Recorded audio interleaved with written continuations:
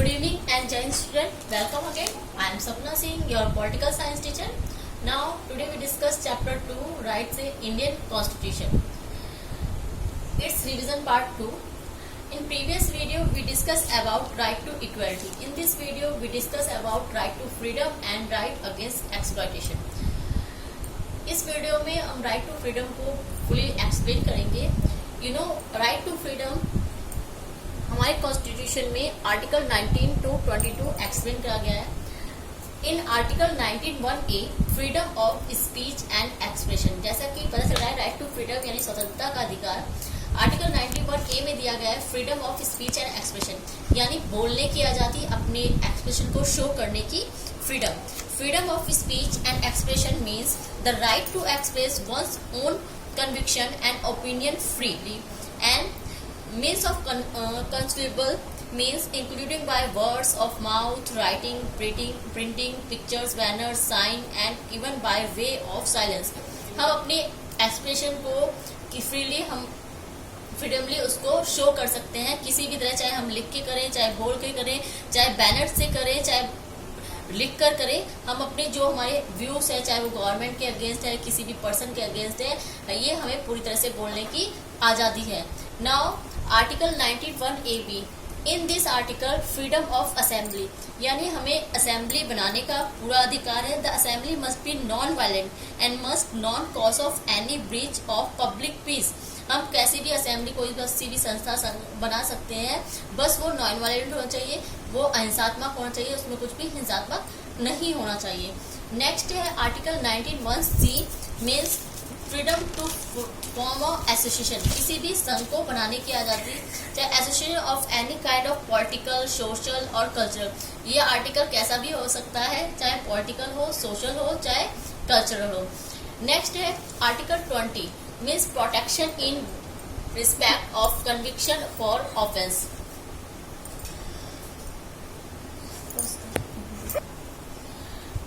Freedom to form of association यानी हम जैसे मोहल्ले में आपने देखा होगा कॉलोनीज के बहुत सारे ग्रुप बनते हैं, उसमें मेंबर्स होते हैं अपने कॉलोनी के डेवलपमेंट के लिए, उसके लिए वर्क करने के लिए, यानी हमें किसी भी तरह की एसोसिएशन संघ बनाने की पूरी आज़ादी है.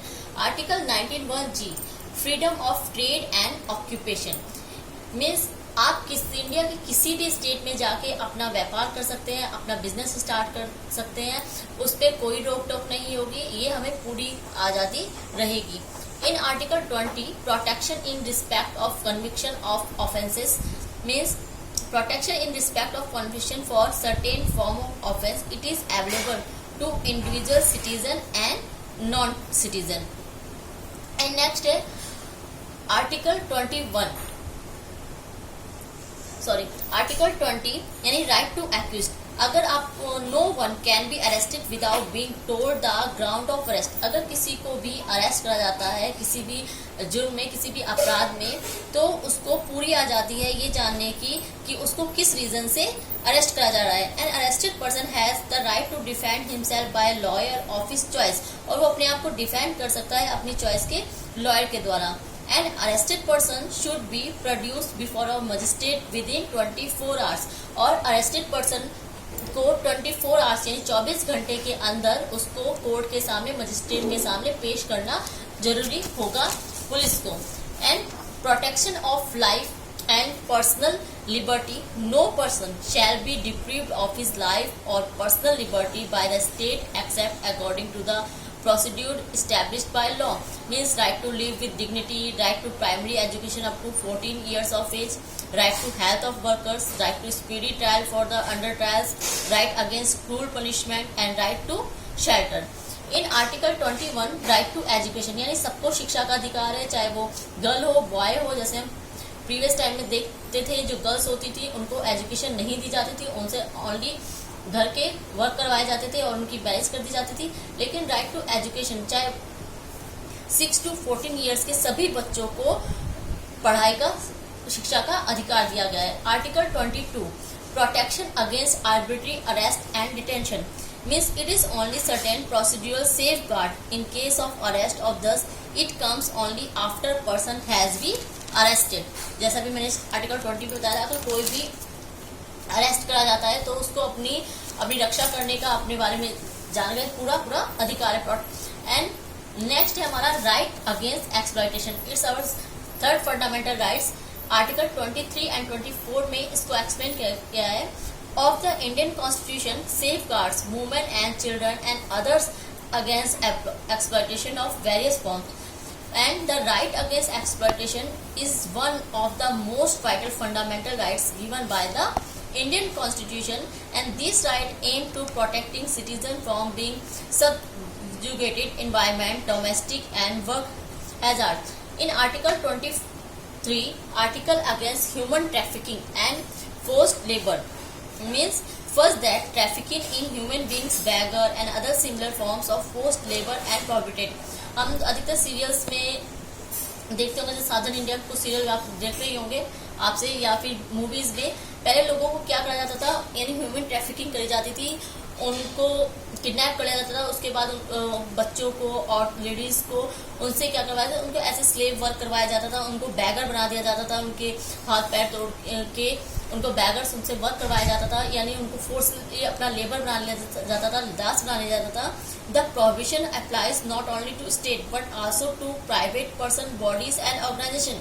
और ऐसा नहीं है, काफ़ी सारी कंपनीज ऐसी होती हैं जो वर्क तो 12 आवर्स का लेंगी, और लेकिन उनको जो पे देती थी, जो वेजेस देती थी वो 6 आवर्स की देती थी, बहुत उनको जो पैसे देती थी वो कम देती थी उनके वर्क के according.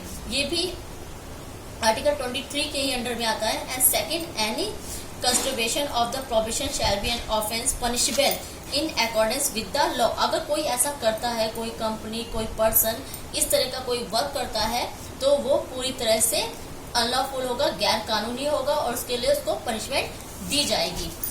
What is the meaning of human trafficking? Selling and buying man and women like goods and chattels. जैसे मैंने बताया, चाहे आदमी चाहे औरत हो, बच्चों को उनको सेल करना, बेचना, खरीदना, ये सब ह्यूमन ट्रैफिकिंग के अंदर में आता है। और उससे उनको क्या करा जाता था, उनको लेडीज को प्रोस्टिट्यूशन, रॉन्ग वर्क करवाया जाता था, स्लेवरी बनाना, दास या देवदासी बना लिया जाता था। And what is bonded labour? Bonded and forceful labour to work without labour charges, किसी को बिना उसको चार्ज किए हुए उससे वर्क करवाना। स्टेप हैज बीन, गवर्नमेंट ने इसके लिए काफ़ी सारे स्टेप्स लिए थे इन 1956 में एंड 1976 में। 1956 और 1976 में इमोरल ट्रेड एक्ट पास किया गया था, एंड 1976 में 2 एक्ट पास किए गए थे, bonded wages act and equal labour act. यानी आप जितना वर्क करवाएंगे उसके अकॉर्डिंग आपको पैसे लेबर को देने पड़ेंगे। अगर आप ऐसा नहीं करते हैं तो ये गैर कानूनी होगा, ये पनिशेबल होगा। In article 24 provision on child labour accept in factories. No children under the age of 14 years can be appointed on factories or any other risky places. 14 year से 14 साल से नीचे का कोई भी बच्चा किसी भी फैक्ट्री में किसी वर्क के लिए अपॉइंट नहीं करा जाएगा। अगर किसी फैक्ट्री पे, शॉप पे, किसी घर में ऐसा पाया जाता है किसी बच्चे को 14 ईयर से कम के बच्चे को वर्क करते हुए, तो वो गैर कानूनी होगा, पनिशेबल होगा। Now thank you student. In next video we discuss about freedom of religion and cultural and educational rights. Thank you very much. Jai Hind.